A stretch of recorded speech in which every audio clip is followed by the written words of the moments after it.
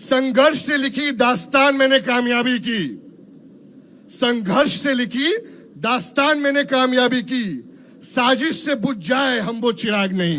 और 26 साल की उम्र में एक आमदार बना, मगर आप सबको पता है कि जब भी काम करने का मौका हुआ हम आगे तो जरूर बढ़े, मगर कहीं ना कहीं हमें रोका गया और रोकने वाले भी आसपास ही है। मैं जब अपने नेताओं के पास जाता था तो वो कहते थे कि ये मुख्यमंत्री की सीट है, हम कुछ नहीं कर सकते थे।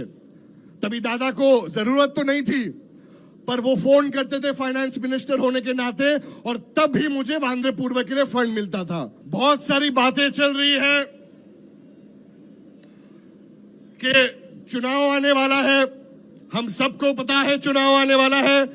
मेरी माताएं मेरे सामने बैठी है, मेरी बहनें मेरे सामने बैठी है, और मैं यही कहूंगा कि आपका बेटा, आपका भाई 2024 में फिर से आमदार का इलेक्शन लड़ेगा, और आपके दुआ, आपकी प्रार्थना से फिर एक बार आपका आमदार बनूंगा।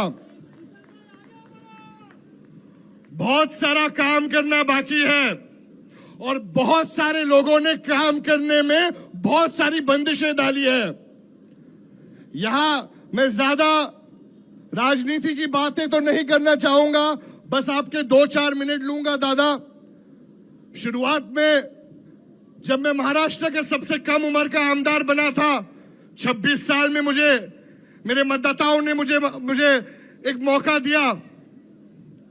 मेरे सारे रहवासी इधर है, इस मंच पर उपस्थित बहुत लोगों ने मेरा साथ दिया। संतोष दादा भी है, उनकी टीम ने, हमारी पूरी टीम ने बहुत साथ दिया, और 26 साल की उम्र में एक आमदार बना।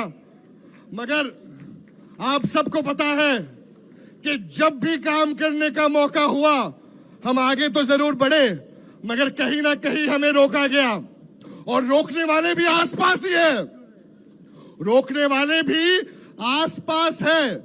मैं किसी का नाम नहीं लूंगा, मगर आप सब समझदार हैं कि किसने काम रोका है और किसने काम किया है। तब भी अजीत दादा महाविकास आघाड़ी के सरकार में डिप्टी चीफ मिनिस्टर थे। उनके बेटे पार्थ पवार जी मेरे बहुत पुराने दोस्त हैं। जब भी मुझे फंड एलोकेट किया जाता था, प्रफुल्ल भाई भी इधर उपस्थित है, मेरे पिताजी के बहुत पुराने मित्र हैं, बड़े भाई जैसे हैं। सुनील तटकरे जी है, उनकी बेटी अदिति मेरी हम उम्र, मेरी बहुत अच्छी दोस्त है। तो मैं इनके पास जाता था, मैं जब अपने नेताओं के पास जाता था तो वो कहते थे कि ये मुख्यमंत्री की सीट है, हम कुछ नहीं कर सकते थे। तभी दादा को जरूरत तो नहीं थी, पर वो फोन करते थे फाइनेंस मिनिस्टर होने के नाते, और तब भी मुझे वांद्रे पूर्व के लिए फंड मिलता था। तो तब से मैं उनका आभारी हूं। अब भी जो काम हो रहा है इन सब की मदद से हो रहा है, और आगे बहुत सारा काम करना है, बहुत सारा काम करना है।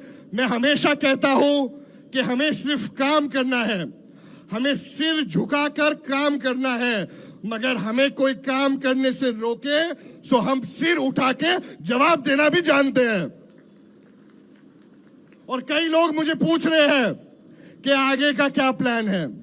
मैं उनसे यही कहता हूं कि मैं मेरी माताओं से पूछूंगा, मेरी बहनों से पूछूंगा, मेरे भाइयों से पूछूंगा, मेरे बाप समान मेरे बुजुर्ग से पूछूंगा, और चुन के लाने का जो काम है वो जनता का है। आपकी दुआ मेरे साथ हो, आपकी प्रार्थना मेरे साथ हो, तो कोई मेरा बाल भी बांका नहीं कर सकता है। यहां पे बहुत अन्याय हुआ है, मगर हर एक बार हमने कांटे की टक्कर दी है। जब आप मेरे पास आते हो कोई काम के लिए, तो मैं भी ऊपर जाता हूं काम कर लेने के लिए। अगर आपको जब जरूरत हो और मैं नहीं हूं तो नहीं चलेगा ना। रात हो या दिन हो, आपका बेटा, आपके भाई आपके साथ रहता है ना।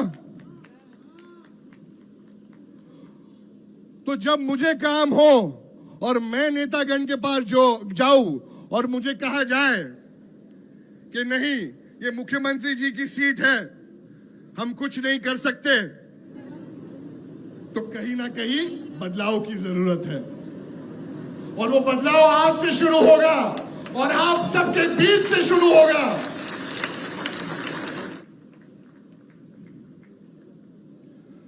लाडली बहन योजना के मैंने बारे में बात की। 15,000 से अधिक हमारी महिलाओं को इसका लाभ मिला है। आगे भी बहुत लाभ होगा। 31 अगस्त से पहले ज्यादा से ज्यादा मैं आपसे रिक्वेस्ट करूंगा कि रजिस्ट्रेशन करिए। सबके खाते में पैसे आएंगे। आप सबके भाई अजीत दादा, प्रफुल्ल भाई, सुनील तटकरे जी, बाबा सिद्दीकी जी, समीर भुजबल जी, संतोष दादा, सब सामने बैठे हैं और हम सब आपको आश्वासन देते हैं कि आपका काम हमारा काम है और आपको न्याय दिलाना हमारा काम है। सिर्फ मोहब्बत की दुकान खोलने से कुछ नहीं होता, हमारे दिलों में भी मोहब्बत की बहुत जरूरत है।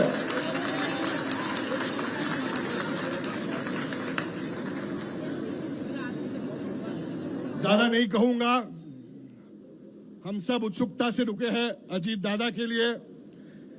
एक शायरी लिखी थी मैंने, मेरा फोन किधर है, तो जाते जाते सिर्फ एक शायरी बोलना चाहूंगा आपके सामने। गड़बड़ में याद नहीं रही मुझे, मगर बोलना जरूर चाहूंगा।